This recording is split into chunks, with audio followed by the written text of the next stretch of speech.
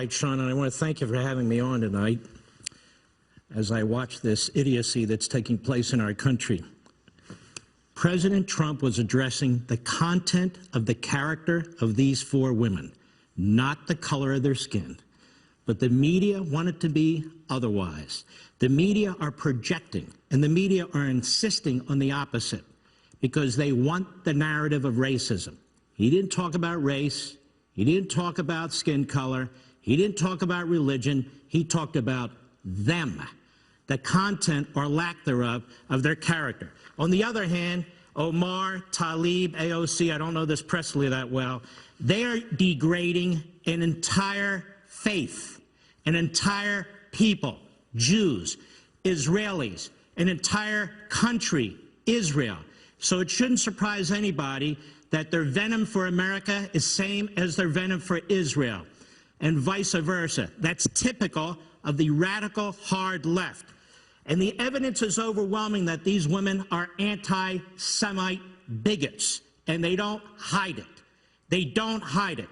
The BDS movement, their constant references to Hitler and the Third Reich and concentration camps. They have no knowledge of history. They've never visited these sites. Their families really have done nothing for this country. I'm going to be very blunt about it. I don't know what they've done in support of this country while they rip this great country apart, while we have men and women in uniform of all faiths and all colors in one hellhole after another all over the world trying to defend people and promote freedom. We have this fifth column in our country, and they're not alone. The media is a fifth column too, undermining us at home while our brave men and women are fighting abroad. So they hate the president because he has two strikes against him. He loves America, and he's the greatest president that Israel has ever seen.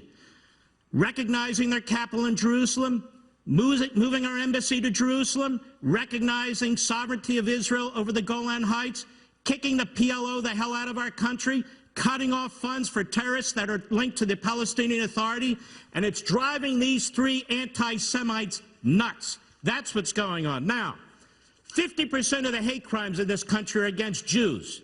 The media don't mention, you know, Democrat Party, you have a high tolerance for anti-Semitism in your ranks. Maybe you ought to tone it down. Maybe you ought to tone it down, Omar and Tlaib and AOC. But no, they're celebrated. They're promoted.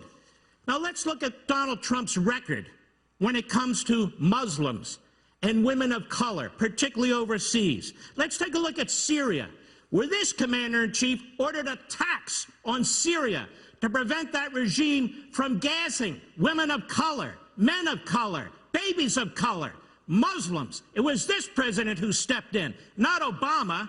It's this president who ordered his military to destroy ISIS and the caliphate that was killing women of color, men of color, babies of color, Muslims, Yazidis and Christians too, but primarily Muslims. It's this commander-in-chief that oversees the war in Afghanistan to protect Muslims from the Taliban. That would be men, women, children of color. Now, what the hell have Omar and Tlaib and AOC done for men and women and children of color? Not a damn thing. Now, let's talk about the southern border. It's this president who said, look, and I didn't even agree with this, 1.2 million individuals who are here illegally, most of them south of the border, from south of the border. I'll give them legalization, maybe even citizenship if we can cut a deal on immigration. The Democrats said no. Does that sound like a racist to you? It's this president who was prescient and said, secure the border. You have people coming into this country. Some of them are being kidnapped, little kids brought into this country. We need to have a rational, humane process for immigration. It's the Democrats who first said 10 years ago, secure the border, then called this a joke, a manufactured crisis. Now, they created the crisis. They created the lack of detention space. They created the lack of physical barriers. And now they blame the president who tried to prevent it. The media have allowed this to happen. They are a disgrace. They have a high tolerance for racism and anti-Semitism. Why? Because they are the mouthpiece for the hard left. This president is not a racist. This president is a patriot. Wow. That's why I call you the Great One. Mark Levin, powerful monologue. Thank you, my friend. Thank you.